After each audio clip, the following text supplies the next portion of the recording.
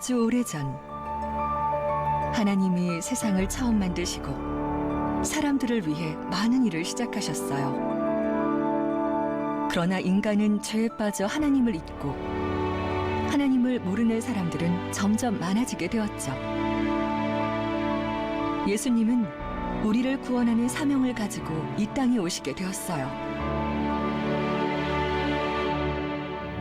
42년 전 명일동에 세워진 명성교회에는 예수님을 사랑하는 명성교회 성도들이 있었어요. 모든 성도들과 원로 목사님은 예수님과 함께 우리에게 주신 사명을 이어가기로 했죠. 청년과 노인, 어린아이와 외국인까지 모두 한 걸음 한 걸음 예수님을 따라왔답니다. 이제 우리 명성교회는 새로운 비전, 다음 세대를 향한 선교를 준비하고 있어요. 하나님의 크신 능력과 사랑이 세상에 전해져 세상 모든 민족이 하나님을 믿게 되는 날을 기대하고 있답니다. 예수님과 함께 걸어온 지난 42년, 시작부터 지금까지 함께하신 주님을 찬양하며 앞으로도 명성교회가 선교의 사명을 잘 감당하기를 간절히 기도합니다. 우리는 사명을 이어가는 명성교회입니다.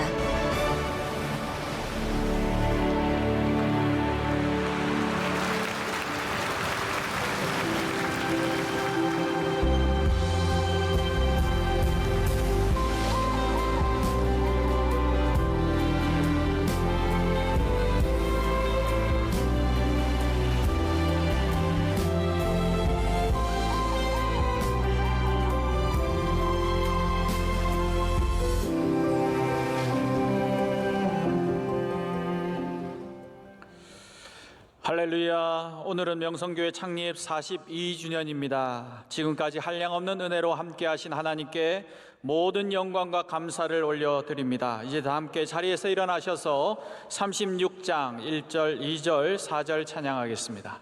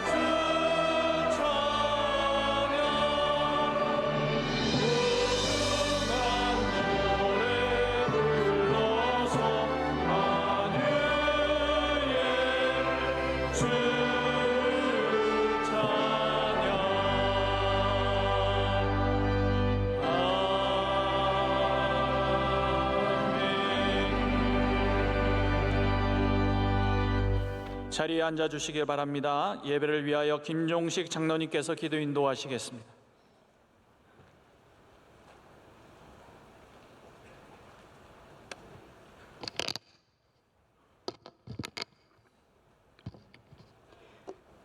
교회의 머리 되시고 각 지체들에게 합당한 일들을 맡기심으로 선을 이루시는 참 좋으신 하나님 아버지, 경쟁과 견제에 각박한 세상살이에서 우리의 영이 고갈되고 메말라갈 때에 주님의 사랑과 은혜로 우리의 영을 소생시킬 수 있는 교회를 허락해 주심을 감사드립니다. 오늘 우리는 명성교회 창립 42주년을 맞이하면서 이 모든 것이 주님의 은혜였습니다라고 고백하며 우리 주님을 찬양하며 영광 돌리게 하시오니 참으로 감사합니다. 지난 42년은 주님이 함께 해오신 은혜의 42년이요 축복의 42년이었습니다.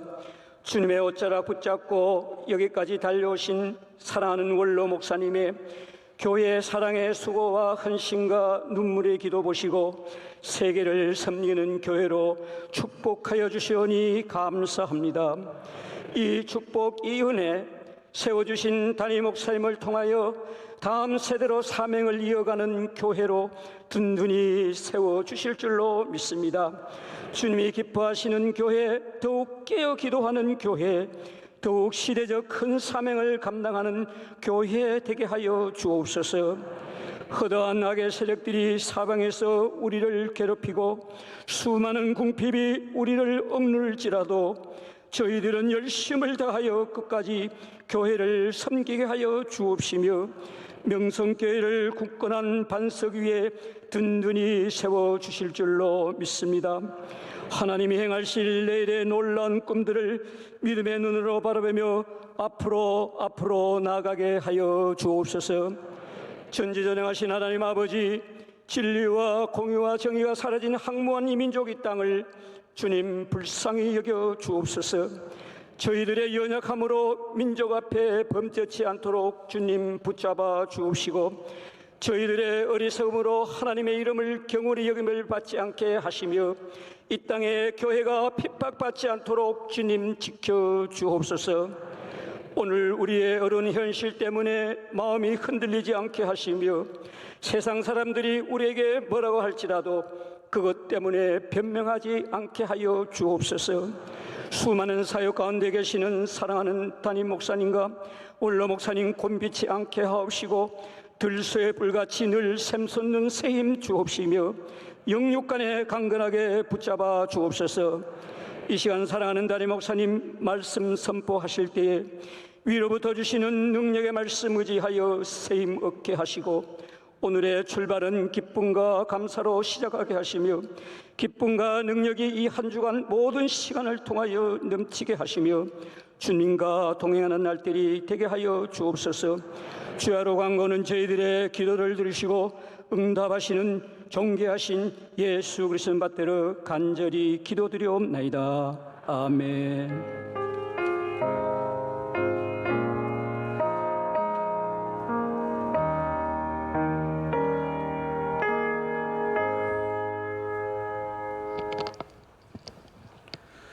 오늘 우리에게 주시는 하나님의 말씀은 신약성경 사도행전 20장 17절에서 24절까지 말씀입니다.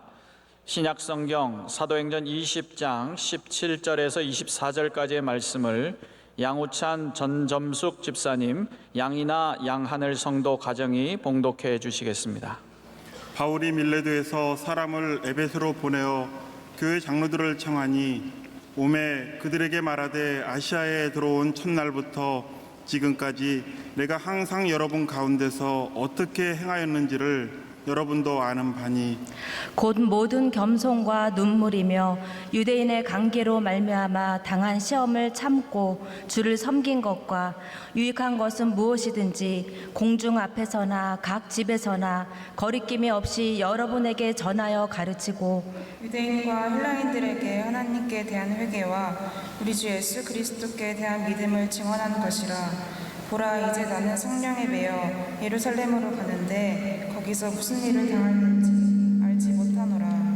오직 성령이 각 성에서 내게 증언하여 결박과 환난이 나를 기다린다 하시나 내가 달려갈 길과 주 예수께 받은 사명 곧 하나님의 은혜의 복음을 증언하는 일을 마치려 하매는 나의 생명조차 조금도 귀한 것으로 여기지 아니하노라.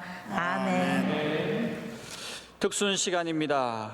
저희 교회는 개척 초기부터 선교하는 교회로서 지금까지 국내의 많은 사명을 감당해온 명성교회의 선교 역사를 담은 영상과 함께 향유옥합, 세상의 빛, 갑진진주, 연합중창단의 감사 특순이 있겠고, 이어서 기도 열심히 하는 찬양대에서 찬양으로 하나님께 영광 돌리겠습니다.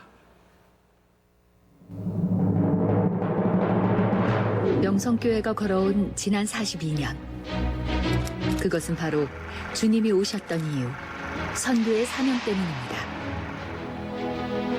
명성교회는 개척 초기부터 국내외 여러 선교를 진행하며 하나의 개교회로서는 감당하기 어려운 수많은 사역을 해왔습니다.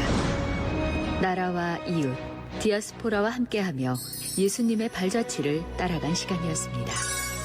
명성교회는 해외 선교를 시작하며 세계 최빈국으로 알려진 에티오피아의 수도 아디스아바바에 MCM 명성기독병원을 설립하였고, MMC 명성의과대학 설립을 통해 다음 세대 인재를 키워나가고 있습니다.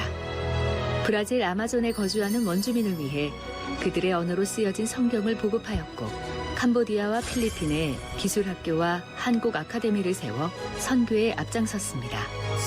지금도 수많은 나라에 선교사를 파송하고 교회를 개척하며 하나님의 사랑과 예수님의 향기를 전하고 있습니다. 사명이 있기 때문에 우리는 기도하는 것입니다. 이 놀라운 하나님이 주신 사명을 감당하기를 바랍니다. 국내 선교 또한 활발히 이루어졌습니다.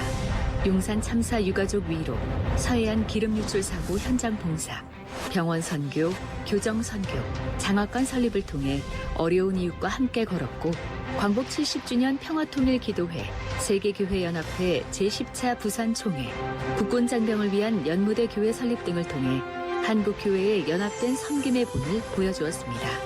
이 모든 선교 사역에는 교회와 목사님의 섬김을 따라 기도로 동참하고 함께한 성도들이 있었습니다.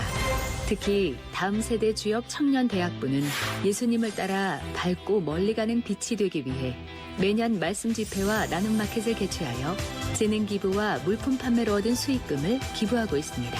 말씀을 아는 것에서 그치지 않고 행함으로 이어가는 것, 그것이 바로 명성교회의 선교 현장입니다. 저는 우리 명성교회에서 많은 주님의 일꾼들이 나오기를 소망합니다. 우리가 여러분 선교할 때 여기서 하나님의 나라의 일꾼들이 만들어지는 것입니다. 그렇기 때문에 하나님 나라에 참여하는 이 귀한 일들을 저와 여러분이 감당하기를 간절히 소망합니다. 오직 주님의 은혜로 채워진 명성교회의 선교 여정. 지나온 시간만큼 앞으로도 명성교회의 선교는 멈추지 않고 더 낮은 곳으로 흘러가는 사랑이 될 것입니다.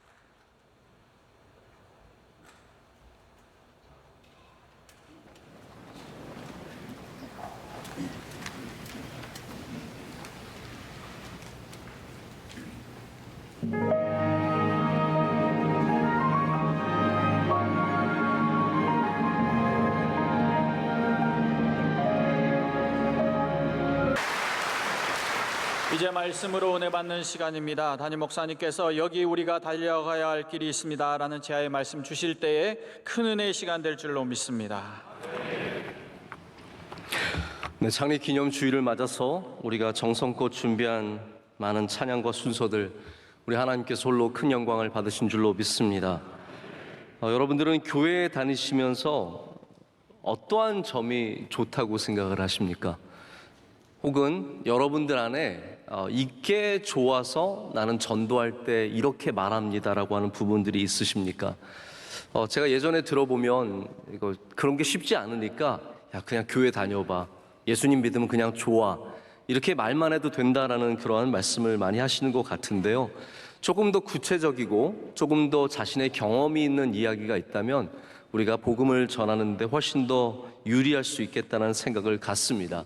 한 유명한 경제 유튜버가 교회에 다닌 지 얼마 되지 않았는데 다녀보니까 이게 참 좋더라라고 하면서 교회에 다니면서 좋은 점 4가지를 굉장히 초신자의 입장에서 이야기를 했는데 제가 굉장히 많은 도전과 감동을 좀 받게 되었습니다.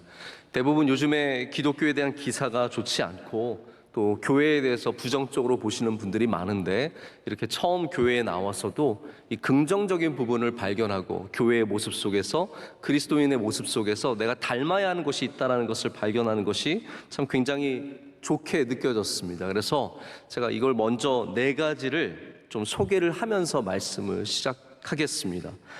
이분이 첫째로는 자기 객관화가 확실하게 된다는 점을 좋게 봤습니다. 우리가 대부분 문제를 만나면 야 이제 나 어떡하냐라는 그런 심정으로 바라보게 되는데 교인들은 이 교회 다니는 사람들, 예수님을 믿는 사람들은 하나님이 보시면 어떠하실까의 그러한 관점, 우리와는 조금 다른 관점을 갖고 문제를 바라본다는 것이죠. 여러분 언제나 우리가 다른 시각으로 바라보면 다른 솔루션, 그런 해결책이 보이는 것처럼 우리 그래서 그리스도인들은 그냥 세상 사람들의 똑같은 해결책이 아니라 하나님이 보여주시는 해결책을 갖게 되는 것 같습니다. 2번째로는 좀 설명이 필요한 얘기인데 테이커가 아니라 기버로 살게 된다라고 얘기를 합니다. 이분이 이제 경제 유튜버라서 이런 용어가 익숙하신 것 같아요. 이분의 표현에 의하면 우리 세상에는 3 부류의 사람들이 있다고 합니다. 가장 밑바닥에 있는 사람들은 테이커들이에요. 테이커들은 어떠한 사람들이냐면 남의 것을 빼앗아서 사는 사람들, 좋은 것을 내가 이렇게 쟁취해서 살아가는 사람들을 말합니다. 근데 그보다 좀 더 위에 있는 사람들은 어떤 사람들은 매처라고 합니다. 매처는 어떠한 사람들이냐면 매칭하는 사람들이에요. 다시 말해서 내가 받은 만큼 주는 사람, 주는 만큼 받기를 원하는 사람들을 매처라고 합니다. 대부분 보면 세상에는 테이커 아니면 매처라는 거죠. 근데 교회에 오면 발견하는 새로운 부류의 사람들이 있는데 그들을 기버라고 합니다.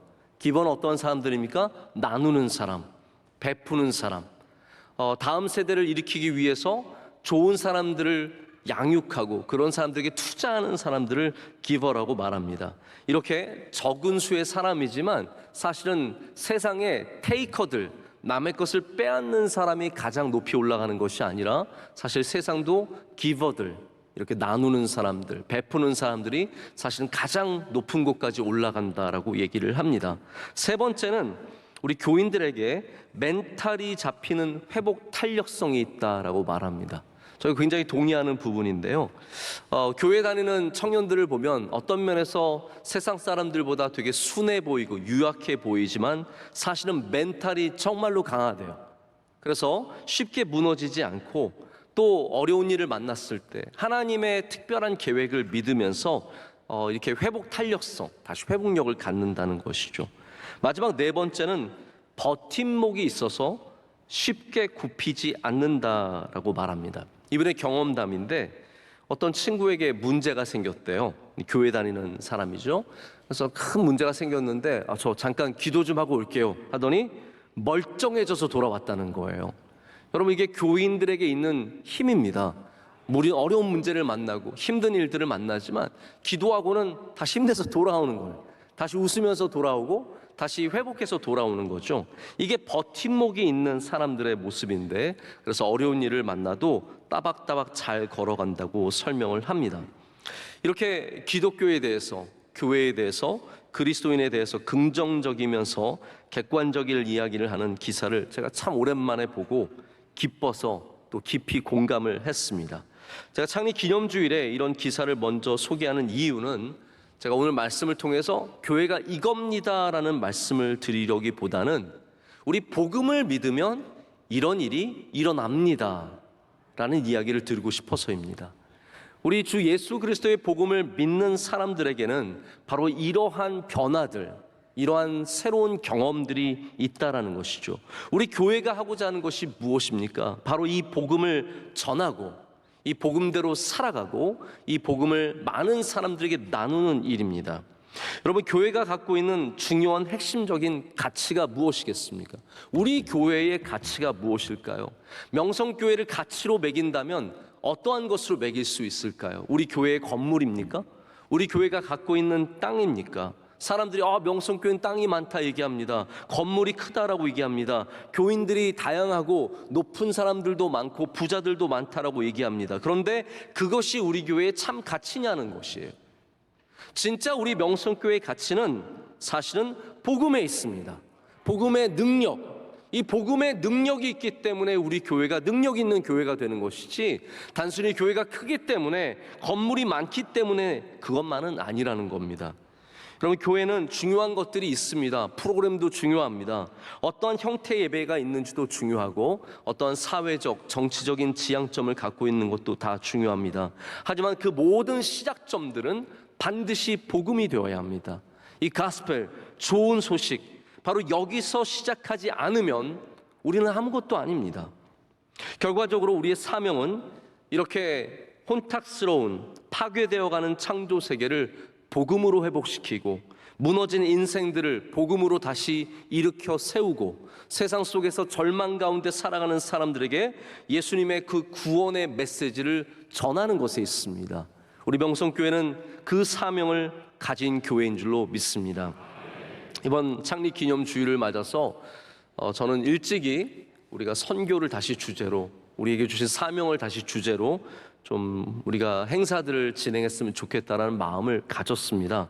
그래서 여러 가지 프로그램들을 생각하고 있는 중에 우리 창립 기념주일 준비위원회가 형성이 되어서 제가 좀 이렇게 부탁을 드렸습니다. 이런 주제를 갖고 할 거니까 좋은 주제를 좀 한번 만들어 보세요 라고 부탁을 드렸더니 여러 주제를 가져오셨어요. 기도를 많이 하신 것 같아요.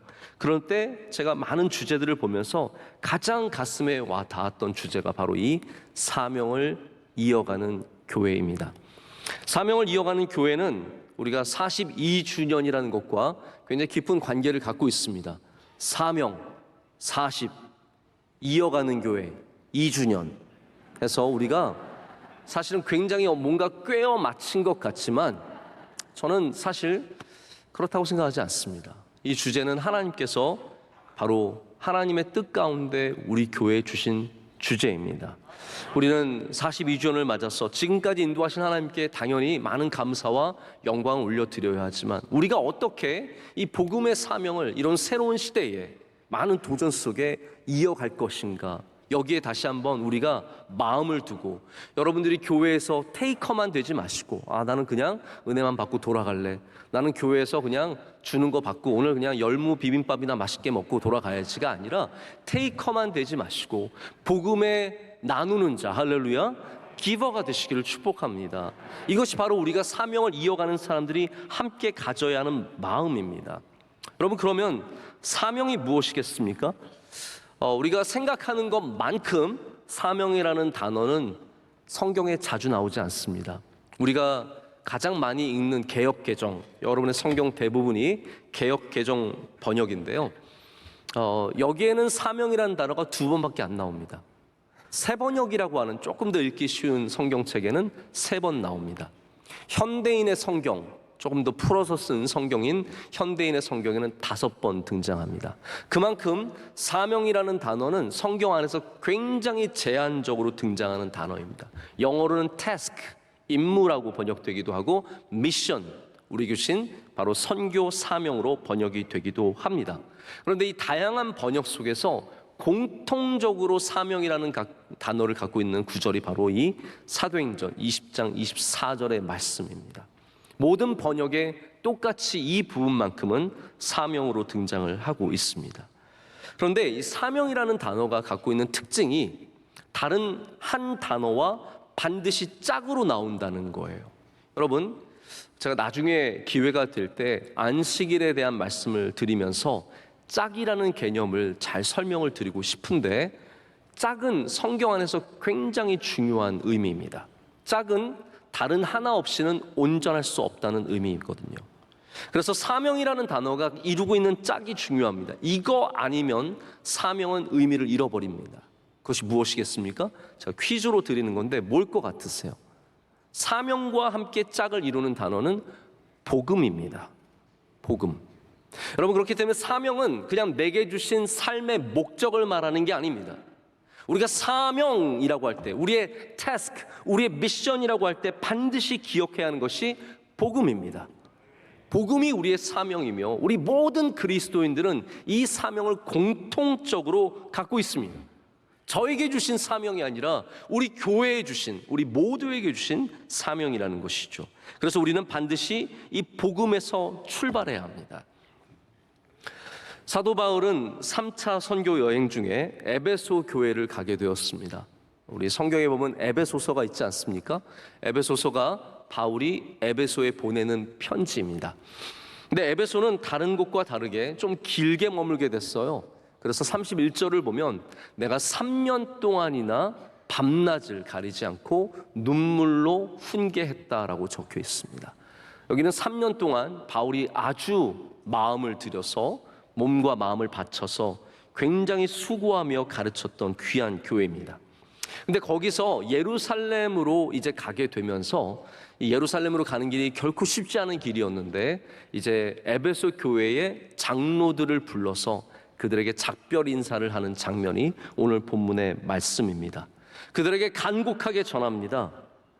그들에게 간곡하게 전하는 모든 인사의 하이라이트가 바로 오늘 24절 말씀입니다. 24절 말씀은 바울이 얼마나 엄중하게 이 길을 걸어가는지, 그 길이 얼마나 귀한 길인지, 그리고 그 길을 걷기를 목숨을 마다하지 않고 가는 그 대목을 보여주고 있습니다. 그런데 제가 24절을 여러분이 조금 더 이해하기 쉽도록 한번 제가 번역을 해서 읽어드리겠습니다. 이렇게 되어 있습니다. 그러나 만약에 내가 나의 달려갈 경주를 마칠 수 있고 주 예수님께서 내게 주신 사명을 완성할 수 있다면 내 생명은 나에게 아무 가치가 없습니다. 바로 그 사명은 하나님의 은혜의 복음을 증언하는 일입니다. 여러분, 여기서 바울이 의미하는 바가 무엇일까요? 자신의 삶이 경주, 내가 가는 길이 경주와 같다라고 하고 있습니다. 이 경주를 내가 마칠 수만 있다면, 이 사명, 즉 주님의 복음을 전하는, 은혜의 복음을 전하는 이 일을 마칠 수만 있다면 나는 죽어도 괜찮습니다. 나는 죽어도 만족합니다라는 그러한 의미입니다. 우리 명성교회도 예루살렘으로 나아가야 합니다. 할렐루야. 우리는 이 시대를, 이 어려운 시대를, 어떤 일이 벌어질지 모르는, 지금 바울은 막막하거든요. 앞에 어떤 일이 생길지 몰라요. 다만 아는 것은 어려운 일이 있을 거라는 것만 알고 있습니다. 그 예루살렘을 향해서 나아가지만 내가 이 복음의 사명을 갖고 나아가겠다라는 거예요. 이 일을 하는 것에는 목숨도 아끼지 않겠다라는 말입니다. 그래서 우리도 오늘 이 말씀을 보면서 우리 명성교회도 이제 예루살렘을 향해서 나아가야겠구나. 어떤 일이 벌어질지 모르지만 이 시대에 뭐 어떤 사람은 계속해서 팬데믹이 또 온다고 말하고, 어떤 사람은 세상이 좋아질 거라고 말하는 이 우리가 알 수 없는 앞으로의 예루살렘을 향해 나아갈 때 우리가 각오해야 할 것이 있습니다. 뭐 잘 살아야지, 우리 아이들이 잘 돼야지, 그런 각오가 아니라 우리는 이 길을 끝까지 걸어가야 한다는 각오입니다.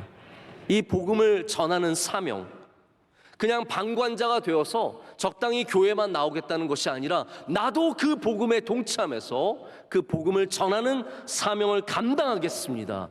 그 사명자가 되는 것이 오늘 우리에게 주시는 메시지인 줄로 믿습니다. 오늘 그래서 저는 여러분과 함께 남은 시간을 통해서 우리가 앞으로 계속해서 걸어가야 할 길이 무엇인지를 딱 3가지만 나누도록 하겠습니다. 첫 번째로는 하나님을 예배하는 길을 계속해서 달려가기를 원합니다. 하나님을 예배하는 길을 계속해서 걸어가기를 원합니다. 이것이 우리에게 주신 사명입니다. 사명입니다. 제가 참 존경하는 학자인데 톰 라이트라고 하는 학자가 우상의 문제, 우상 문제의 근본을 지적하고 있습니다.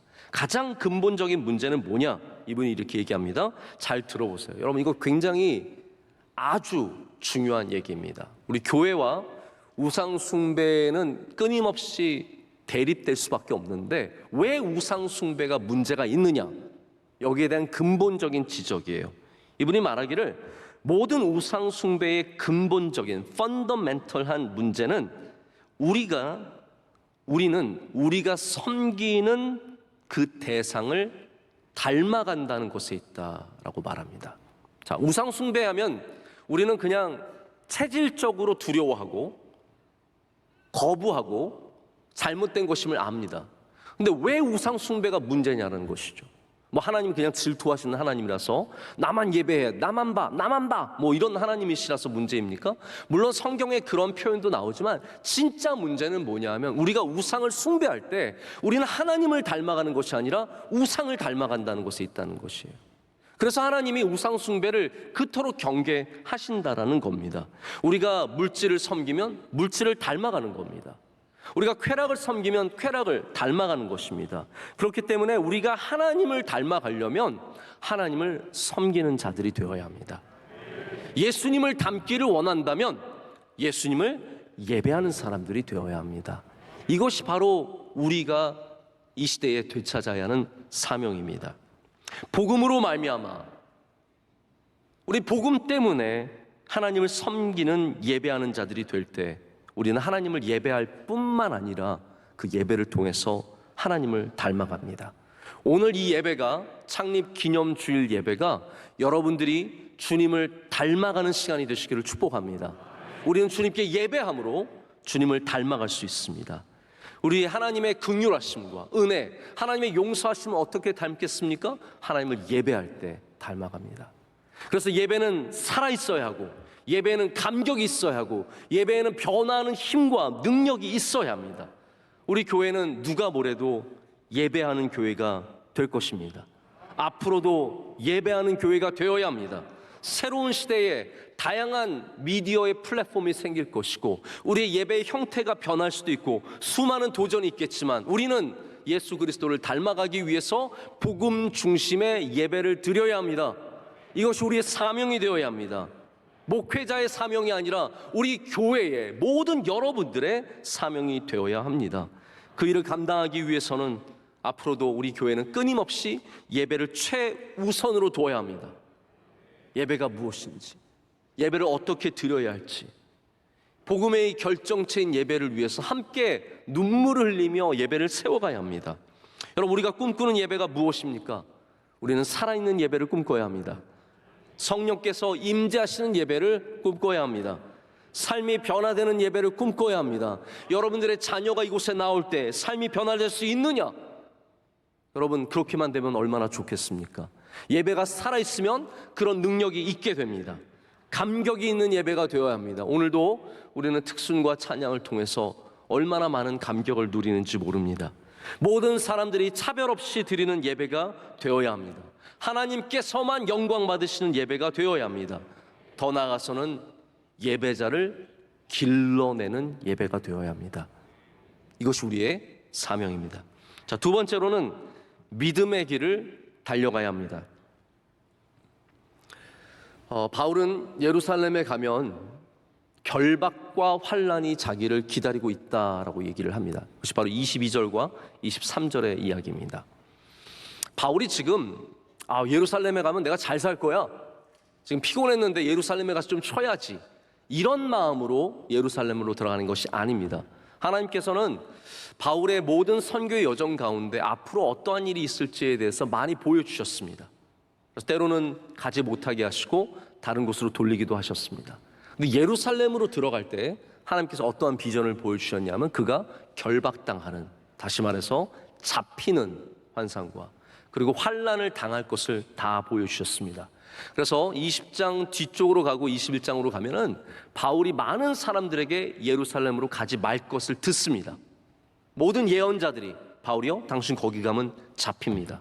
그런데 바울이 예루살렘으로 가는 이유가 무엇입니까? 환난과 이 결박이 그를 기다리고 있지만 그가 그곳으로 가는 이유는 바로 그것이 하나님께서 보내주신 믿음의 길이었기 때문입니다. 여러분, 많은 사람들이 믿음이 싫어서 포기하는 게 아닙니다. 어려워서 포기합니다. 하나님을 안 믿어서 포기하는 것이 아니라 이 땅에서 믿으면서 살아가기가 너무 힘들어서 포기합니다. 교회만 안 다니면 주일날 쉽게 쉴 수 있고, 예배만 안 드리면 편하게 살 수 있는 것이 이 세상이기 때문에 우리는 점점 믿음의 길을 걸어가는 것을 힘들어합니다. 복음의 길, 믿음의 길을 걸어가는 것은 이 시대의 큰 도전입니다. 절대로 쉽게 이 길을 걸어갈 수 없기 때문에 많은 사람들이 점점 떨어져 나갑니다. 예전에는 교회 다닌다고 하면 사람들이 어느 교회 다니냐고 물어보면서 그리고 부러워하기도 하고 그리고 좋게 얘기했습니다. 지금은 많은 사람들이 내가 믿는 것을 숨기며 살아가는 시대입니다. 조롱하고 핍박하고 비난하고 너희들 때문에 코로나가 창궐했다고 얘기하면서 말도 안 되는 얘기로 자꾸 교회를 핍박하는 시대를 살아가고 있습니다. 그럼에도 불구하고 여러분, 복음을 부끄러워해서는 안 됩니다. 우리는 이 믿음의 길을 걸어가려는 사명을 가져야 합니다. 그래서 묻지 않아도 교회 다닌다고 하십시오. 그냥 뚱딴지 같이 가서 맥락 없이 가서 저 교회 다녀요 얘기하십시오. 과장님 저 교회 다니는 거 아세요? 부장님 저 교회 다녀요. 그냥 그들에게 우리가 믿는 사람임을 자랑스럽게 말해야 합니다. 여러분, 우리는 세상과 싸우려고 이 말씀을 드리는 것이 아닙니다. 복음의 길이 어렵기 때문에 더욱더 담대하게 믿음의 길을 걷자라는 것이죠. 여러분, 우리에게 있는 정말 큰 도전은 세상이 우리를 핍박해서가 아닙니다. 우리가 이 믿음의 길을 그냥 내려놓기 때문입니다. 많은 믿는 사람들이 더 편하게 살고자, 더 멋지게 살고자, 더 화려하게 살고자 이 불편한 믿음의 길을 내려놓기 때문입니다. 여러분, 편한 길을 걸으면 나중에는 어떠한 길이 남을까요? 어려운 길을 다 포기하면 나중에는 어떠한 길이 남을까요? 어려운 길 포기하면 쉬운 길이 남을 것 같지만 아닙니다. 정답은 아무 길도 남지 않는다입니다. 어려운 길을 포기하는 사람은 아무 길도 걸을 수가 없습니다. 여러분, 어떠한 길을 걸어도 다 어려움이 있죠. 우리는 그렇기 때문에 더욱더 믿음의 길을 꼭 붙잡아야 합니다. 이 길을 걷는 사람들은 많은 열매를 거두게 될 줄로 믿습니다. 명성교회가 가진 사명이 무엇입니까?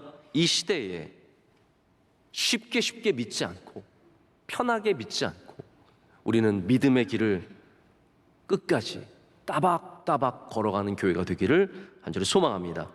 세 번째로는 사명을 이어가야 합니다. 바울이 에베소 장로들을 부른 것은 이제 나 죽으러 간다고 작별만 하기 위해서 부른 것은 아니었습니다. 그가 장로들을 부른 이유는 바로 그 장로들이, 바로 이 목회자들이 바울의 사명을 이어받기를 원했기 때문입니다. 그것이 32절에 나오는 내용입니다. 바울은 이 은혜의 종들이 다시 복음을 전하고 다음 세대를 일으키고 그 사명을 이어가기를 축복합니다. 여러분, 이어간다는 것이 얼마나 어려운 일인지 모릅니다. 자연스러워 보이는 그 모든 것들이 사실은 절대로 자연스럽지 않다는 것을 알고 있습니다. 제가 주례할 때 가끔 우리 결혼하는 커플들에게 얘기하는 것이 있습니다. 이 세상에 어떤 것도 자연스러운 것은 없다. 결혼하는 것이 자연스러워 보이지만 절대로 자연스럽게 결혼하는 것이 아니고, 결혼하면 아이를 낳는 것이 자연스러워 보이지만 그것도 절대로 자연스러운 것이 아니라 모든 것에는 하나님의 은혜가 필요하다라고 얘기합니다. 여러분, 우리가 다음 세대로 믿음을 이어주는 것 굉장히 자연스러운 과정인 것 같지만 절대로 자연스럽지 않습니다. 경제학자들, 사회학자들은 이 트랜지션이라고 하는 있는 과정이 얼마나 복잡하고 어려우며 이 트랜지션의 과정 속에서 수많은 조직들과 가정들과 기업이 무너지는지를 보여주고 있습니다. 우리 명성교회도 원로 목사님 그 1세대의 귀한 목회, 여러분 우리 주변에 지금 여기 앞에 계신 수많은 장로님들과 우리 함께 오늘 찬양해 주신 권사님들과 여기 1세대들이 얼마나 많이 계신지 모릅니다. 이 1세대들이 목숨을 걸고 믿음을 지켰기 때문에 우리 교회가 여기까지 온 것입니다. 그런데 2세대로, 바로 저와 같은 2세대, 저는 2세대는 아니에요. 저는 1.5세대. 저는 명성교회에서 태어나지 않았기 때문에 저는 1.5세대입니다. 저와 같은 1.5세대를 통해서 우리가 1세대의 모습을 본 1.5세대가 있고, 그리고 우리 교회에서 태어나서 청년으로 자라서 가정을 이룬 2세대가 있습니다. 2세대까지 여기까지 온 것이 얼마나 큰 은혜인지 모릅니다. 그러나 이것이 자연스러운 게 아니라 은혜였다라는 거예요. 중요한 단어가 있습니다. 인텐션이에요. 의도성을 가져야 이루어집니다. 1세대에서 2세대로 믿음이 이어진 것은 의도성이 있었기 때문이에요. 정말로 그 믿음을 이어주기 위해서 부모님들이 눈물로 기도하셨고, 새벽기도 가는 아이들, 힘들다고 하는 아이들을 손붙잡고 여기로 나온 것이고, 그 인텐션 속에서 여기까지 이어졌습니다. 우리 교회는 3세대도 있습니다. 우리 아이들이 여기서 태어나서 또 자라고 있습니다. 무슨 벌집 같아요. 계속 여기서 계속해서 이어져 가는 거죠. 여러분, 바라기는 4세대, 5세대 주님 오시는 그날까지 우리 믿음이 이어져 가기를 원합니다. 그러기 위해서는 기도하셔야 되고, 마음을 단디 먹으셔야 되고, 믿음을 의도적으로 intentionally 이어줘야 된다라는 것입니다. 제가 사사기를 말씀을 전하면서 가장 안타까운 것이 하나님의 능력과 하나님의 행하심을 본 세대들이 있었는데 그 다음 세대들은 다 모르는 거예요. 다 까먹습니다. 그래서 결국은 바알을 섬기게 되고 아세라를 섬기게 되고 하나님을 닮아가는 것이 아니라 가나안을 닮아가게 됩니다. 너무 안타깝지 않습니까? 근데 그 책임이 어디에 있습니까? 제가 보면은 교회가 점점 무너지고 교인들이 점점 줄어가는 세대를 보면서 많은 분들이 이 아래 세대의 책임을 돌립니다. 너희의 문화가 타락했고, 너희들이 게으르고, 너희들이 교회 다니기 싫어하고. 근데 여러분, 제가 사사기를 보니까 믿음이 이어지지 않을 때 진짜 문제는 다음 세대의 문제가 아니라 믿음을 전해주지 않은 전 세대의 문제더라고요. 전 세대가 정말 경각심을 갖고 마음을 굳게 먹고 전해야 되는데, 너는 그냥 가난해서 잘 살아라, 너는 성공해서 잘 살아라, 너는 부자가 되어라, 이런 마음만 먹고 있으니까 그 복음을 전하는 정신이 없어지는 겁니다. 여러분, 우리 명성교회는 인텐션을 가진 교회가 되어야 합니다. 의도성을 가진 교회가 되어야 합니다. 다음 세대의 복음을 전하기 위해서 어려운 일을 감당할 수 있어야 하고, 그 일을 위해서 많은 것을 투자할 수 있는 교회가 되어야 합니다. 이 다음 세대가 세워지기 위해서 우린 그것을 사명으로 삼고 그 길을 계속해서 걸어가기를 소망합니다. 말씀을 맺겠습니다. 제가 구독하는 영국 잡지가 있는데 모노클이라고 하는 잡지입니다. 이 잡지는 매년 가장 살기 좋은 도시를 랭킹을 매깁니다. 올해 1등은 코펜하겐입니다. 2등은 쯔리히고요. 3등은 리스본, 그리고 도쿄. 도쿄는 6등입니다. 굉장히 높은 곳에 위치하고 있습니다. 대만의 타이페이도 무려 10등입니다. 대한민국의 서울은 몇 등 정도 할 것 같으세요? 감사하게도 서울이 12등입니다. 놀랍지 않습니까? 우리가 살기 좋은 도시 12등에 살고 있습니다. 물론 우리는 서울에 살고 있지만 서울에 살고 있지 않는 것 같은 그런 느낌을 갖고 있는 도시긴 하지만, 서울이지만 서울의 모든 것들이 멀리 있죠. 그래서 서울에 간다고 하면서 서울을 갑니다. 하지만 그래도 얼마나 자랑스러운지 모릅니다. 우리 서울이 좋대요. 근데 이 편집장이 이 도시들에 대한 이야기를 하면서 굉장히 중요한 지점을 우리에게 보여주고 있습니다. 팬데믹이 시작하고 모든 사람들이 모이는 것이 중지되는 그러한 시절을 맞으면서 탈도시화를 외쳤다는 거죠. 도시는 끝났다. 이제 사람들이 이렇게 우르르 모이는 모든 것들은 다 끝났다. 이제는 우리는 자연 속으로 돌아가야 하고 탈도시화 시켜서 도시의 생명력을 끊고 다른 곳에서 생명력을 살려야 한다라고 많이 외쳤습니다. 그런데 막상 팬데믹이 끝나가는 이 시점에 가장 먼저 회복하는 곳은 도시라는 거죠. 도시가 가장 먼저 활성화되면서 많은 사람들이 도시로 돌아오고 있고 도시가 생명력을 갖고 있다라고 얘기를 합니다. 그러면서 중요하게 얘기하는 것이 있습니다. 왜 도시가 회복할까? 바로 도시가 갖고 있는 회복력, 리질리언스와 비전과 혁신이 있기 때문이다 라고 얘기합니다. 회복력과 비전과 혁신, 바로 그것이 도시가 회생하고 있는, 다시 활발하게 돌아오는 이유라고 말합니다. 저는 이 글을 읽으면서 모이던 곳 중에 또 멈춘 우리 교회를 생각해 보게 되었습니다. 도시와 함께 멈춘 것이 교회였습니다. 똑같이 모이는 곳이었기 때문입니다. 많은 사람들이 이제 예배는 끝났다라고 말하고 교회의 역할은 끝났고 이제 다 인터넷으로, 오프라인으로 다 넘어갈 것이다, 온라인으로 다 넘어갈 것이다라고 그렇게 예상을 하고 있습니다. 자, 도시는 회복이 되었는데 그럼 왜 교회는 아직 회복이 되지 않을까요? 어쩌면 우리 안에 있는 바로 이 회복력과 혁신과 비전의 문제가 아닐까라는 생각을 해보게 됩니다. 여러분, 우리가 왜 혁신해야 하며 왜 비전을 가져야 하며 왜 회복력을 가져야겠습니까? 우리가 이대로 끝나서는 안 되기 때문입니다. 그런데 우리가 외치는 비전은 세상의 도시의 비전과 다릅니다. 우리는 복음의 비전을 외쳐야 합니다. 우리가 말하는 혁신은 그냥 새로운 것이 좋다의 혁신이 아닙니다. 우리는 복음을 갖고 새롭게 세대를 향해서 나아가야 하며 새로운 시대를 향해서 나아갈 수 있어야 합니다. 그것이 바로 우리에게 주신 사명입니다. 우리 명성교회가 이 새로운 시대에 다시 회복하기 위해서, 다시 모든 복음의 회복을 위해서 함께 힘을 모아서 사명의 길을 걸어가야 합니다. 그 사명의 길은 복음 없는 사명의 길이 아니라 복음을 중심으로 한 사명의 길이며 복음을 갖고 외치는 비전이며 복음으로 시작하는 혁신입니다. 이 새로운 사명의 길 위에 하나님께서 은혜를 주실 때 우리는 시대를 열어가는 교회, 사명을 이어가는 교회가 될 줄로 믿습니다. 기도하시겠습니다. 하나님 아버지, 감사합니다. 오늘 우리 명성교회의 창립 기념주일을 허락하셔서 감사합니다. 42년이 흘러도 아직도 생명력을 갖고 있는 교회로 세워주심을 감사합니다. 하나님, 이 생명력이 꺼지지 않게 하여 주시옵고 우리의 첫사랑을 되찾게 하여 주시오며 하나님, 복음으로 다시 새롭게 세워져서 하나님 우리에게 주신 그 귀한 사명들, 예배의 사명을, 믿음의 사명을, 그리고 세대를 이어가는 사명을 잘 감당하게 하여 주시옵소서. 예수님의 이름으로 기도드립니다. 아멘. 주신 말씀을 통해 우리가 달려가야 할 그 길을 가기를 소망합니다.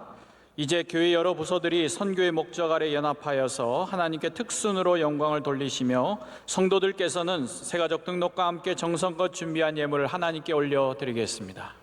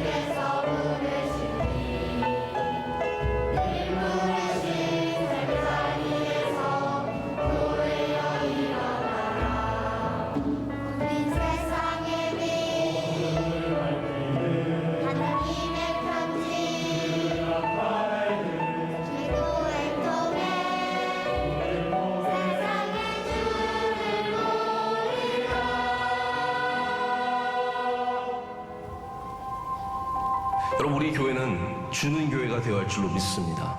여러분이 만약에 누군가에게 가서 그에게 복을 전하기 위해서 복음으로 나아간다면 여러분 다 선교의 사명을 감당하고 계시는 것입니다. 그것이 바로 우리가 오늘도 이 땅에서 해야 하는 일입니다.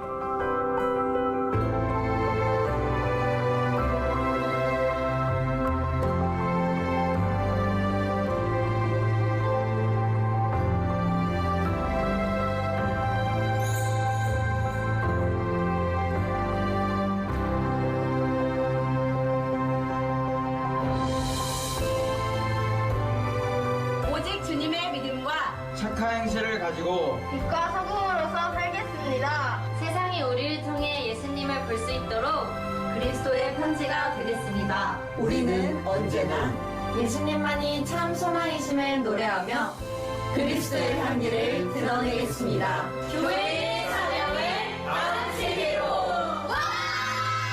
캄보디아에서도 사명을 이어가겠습니다. 캄보디아에서도 복음을 전하겠습니다. 맡겨주신 선교지에서 열심히 섬기겠습니다. 나는 사명을 이어가는 사명을 이어가는 명성교회입니다. 명성교회입니다. 명성교회입니다.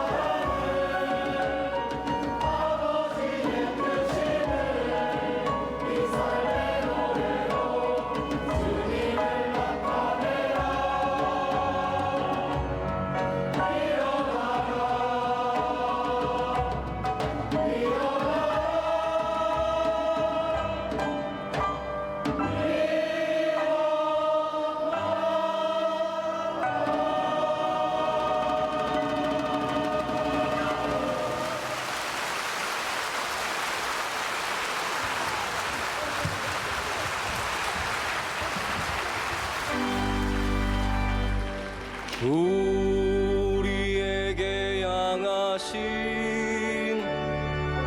여호와의 인자하심이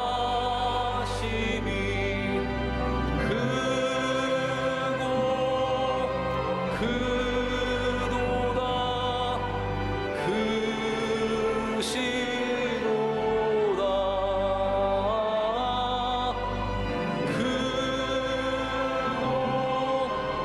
크도다 크시도다.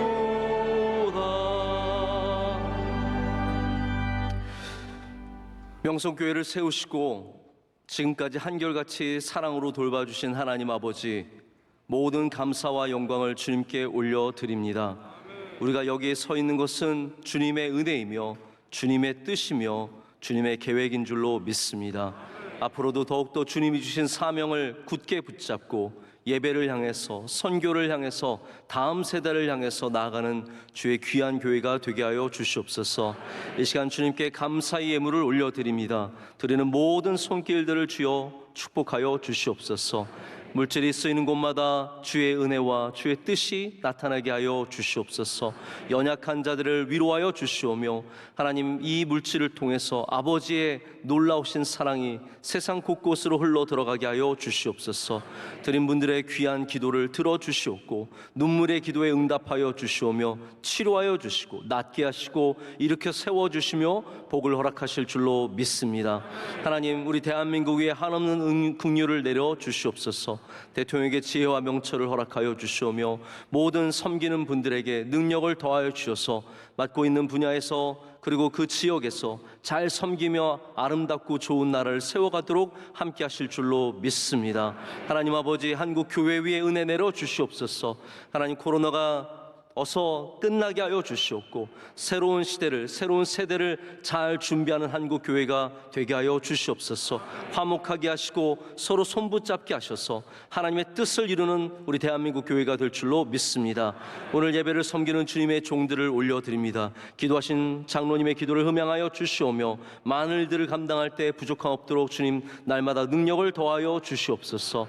하나님 성경 봉독한 믿음의 가정이 있습니다. 하나님 교회에서 귀하게 쓰임받게 하시며 세상에서 복되게 하시며 자녀들을 통해서 하나님께서 영광 받으실 줄로 믿습니다. 오늘 특순 올려드린 주님의 귀한 종들의 헌신을 기뻐 받아 주시옵소서. 아름다운 중창단 하나님 매일매일 수고하며 연습했습니다. 그 눈물의 땀의 수고를 기억하여 주시오며 만복을 내려 주시옵소서. 하나님 찬양대 찬양을 기뻐 받아 주셔서 하나님께 헌신된 종들의 가정을 축복하여 주시오며 날마다 주의 손으로 붙잡아 주실 줄로 믿습니다. 하나님 또한 각 삶에서 여러 곳에서 수고하며 헌금 특순을 올려드렸습니다. 하나님 거하는 곳에서 빛이 나게 하시고 주의 영광을 나타내는 주님의 귀한 종들이 다 되게 하여 주시옵소서. 준비위원들의 헌신을 기뻐 받아 주시오며 하나님 모든 수고한 자들 보이지 않는 분들까지 주님 기억하여 주시옵고 모든 예배위원들과 식당과 여러 곳에서 봉사하시는 주의 종들을 기억하시며 만복을 내려 주실 줄로 믿습니다. 우리 명성교회에 주신 사명 끝까지 주님 오시는 그날까지 붙잡고 나아가 승리하는 주의 교회가 되게 하여 주시옵소서. 모든 씨앗을 뿌리고 수고한 주의 종을 기억하여 주시옵소서. 사랑하는 원로 목사님 신원을 강건하게 붙잡아 주시옵고 더욱더 많은 열매를 거두는 주님의 신실한 종이 될 줄로 믿습니다. 이 모든 것을 주님께 감사함으로 아뢰오며 우리를 사랑하시고 앞으로도 우리와 영원히 함께 하시는 예수 그리스도의 이름으로 간절히 기도드립니다. 아멘. 잠시 자리에 앉아주시면 감사하겠습니다. 네, 오늘 명성교회에 등록해 주신 분들이 많이 계십니다. 우리 크게 박수로 환영하겠습니다. 잘 오셨습니다.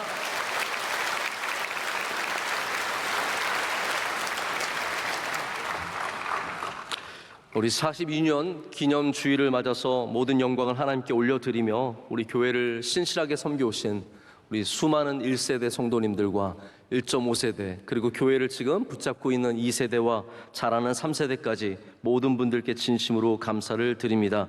특별히 우리 1세대 귀한 장로님들과 권사님들 우리 귀한 부모님들 너무너무 사랑하고 감사합니다. 우리 박수로 축복하겠습니다. 감사합니다.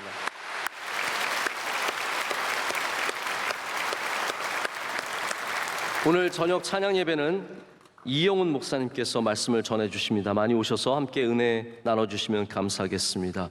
교회의 소식들을 잘 참고해 주시기를 바랍니다. 오늘 1, 2부가 우리 여성 중창단 우리 반 정도가 섬겨주셨고 3, 4부가 또 나머지 반이 이렇게 섬겨주시는데 제가 오늘 보니까 드신 게 옛날 중창단 이름이랑 현 중창단 이름인 것 같아요. 그래서 가운데 서셨던 권사님들은 아주 오래전에 우리 교회 중창단으로 계셨던 지금의 30대 이런 분들이셨어요.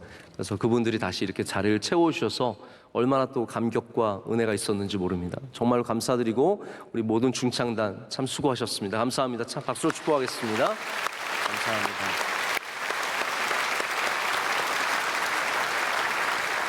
그리고 우리 헌금할 때는 또 다양한 우리 부서에 많은 분들이 섬겨주셨습니다. 디아스포라 우리 위에도 많이 디아스포라 앉아 계시는데 농어촌 선교회, 개척 선교회, 도서관 봉사부, 문화 선교학교 우리 아이들과 또 대학부, 니시 중창단까지 참 아름다운 찬양 감사합니다. 박수로 축복하겠습니다. 감사합니다. 큰 은혜가 되었습니다. 무엇보다도 우리 찬양대 너무나 아름답고 복된 찬양 하나님께서 큰 영광 받으신 줄로 믿습니다. 찬양대에게 박수로 축복하겠습니다. 감사합니다. 큰 은혜 받았습니다. 감사합니다. 또 우리 강동 구청장으로 우리 교회에 나오시는 이수희 성도님이 이번에 선출이 되셨는데 또 함께 우리 섬기시는 분들 또 여러분과 함께 오셨어요. 잠깐 자리에서 일어나시면 박수로 축복하고 응원하겠습니다. 감사합니다. 감사합니다. 감사합니다. 잘 섬겨주시기를 바라고요. 또 우리 에티오피아에서 의사 두 분이 한국으로 연수를 오셨습니다. 제가 지난번에 갔을 때도 뵀었는데 우리 오신 두 분 너무나 귀한 분들인데 박수로 축복하겠습니다. 감사합니다. 감사합니다. 자, 우리 모두 다 자리에서 일어나시겠습니다. 옆에 분들과 인사하실 때 나는 사명을 이어가는 명성교회입니다. 서로 인사하시겠습니다. 나는 사명을 이어가는 명성교회입니다. 나는 사명을 이어가는 명성교회입니다. 우리 교회 지하 대식당에서 오늘 식사가 준비되어 있습니다. 여러분께 돈 받지 않고 거저드리는 식사인데 예전엔 저희가 열무 비빔밥 먹으면 열무만 있었는데 오늘 획기적으로 계란이 있습니다. 그래서 놀랍게도 네. 계란에 박수 치시면 고기 나오면은 뭐 환호성이라도 지르실 것 같은데 계란이 있으니까 여러분께서 가셔서 같이 이렇게 드시면 교제하시고 드시면 좋을 것 같고요. 우리 또 권사님들이 권사회에서 자체 예산으로 우리 성도님들 가실 때 심심하지 않도록 강냉이를 또 준비하셨어요. 그래서 곳곳에서 강냉이를 심심하지 않게 입에 이렇게 털어 넣으시면서 그러시면서 집에 가시면서 좋은 얘기도 나누시고 화목하게 가시면 좋겠습니다. 모든 준비해 주신 또 준비위원들께 진심으로 감사를 드리고 우리 준비위원들이 참 수고를 많이 하셨습니다. 우리 준비위원들께도 마지막으로 박수 한 번만 더 하겠습니다. 감사합니다.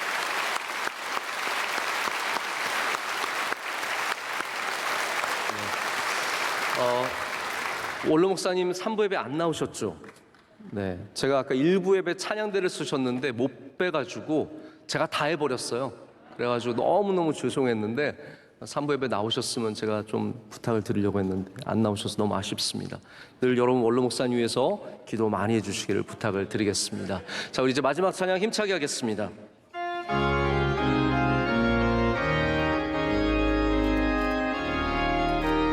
주님 우리를 통해 계획하시니 부족한 입술로 찬양하게 하시니 주님 우리를 통해 계획하시니 너를 통해 하시길 기대해 주님 우리를 통해 계획하시니 부족한 입술로 찬양하게 하시니 주님 우리를 통해 계획하시니 우리를 통해 하시길 기대해. 이제는 우리 주 예수 그리스도의 크신 은혜와 하나님 아버지의 변함없으신 그 크신 사랑과 성령님의 임재하심과 교통하심이 주님이 주신 복음의 사명, 은혜의 복음의 사명을 갖고 예배를 지키며 믿음을 지키며 또한 믿음을 이어가기를 간절히 소망하는 주의 모든 사랑하는 성도들과 가정과 그 모든 일들 가운데 이제로부터 영원토록 함께 하시기를 간절히 축원하옵나이다. 아멘.